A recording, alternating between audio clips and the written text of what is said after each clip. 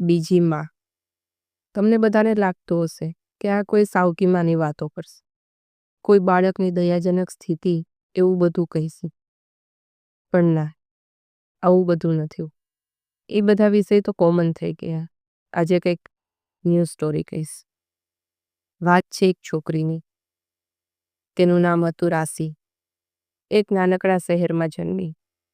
બિચારી રાશિ એના જન્મના 1 વર્ષ પહેલા જ એનો ભાઈ 1 મહિનાની ઉંમરે મૃત્યુ પામ્યો. એક કુળદીપકના મૃત્યુ પછી આમ એક છોકરીનો જન્મ એના મધ્યમ વર્ગના સગા મા બાપને થોડોક ખટક્યો. પણ એના દાદા દાદીને બહુ જ સારા હતા. એના માટે દીકરો હોય કે દીકરી કોઈ ફેર નહોતો પડતો. એક તો છોકરી હોવાના લીધે થતી ઉપેક્ષા, એના મા બાપના ઝઘડાઓ, આ બધી વાતો એના કુમળા માનસ પર બહુ ખરાબ અસર જન્માવી. આમ તો વધારે સમય એ દાદા દાદી જોડે રહી હતી, તો પણ એક નાનકડું બાળક હતી. એના મા બાપને પ્રેમને વાત્સલ્યની જરૂર હતી, પણ એના નસીબમાં કદાચ મા બાપનો પ્રેમ હતો જ નહીં.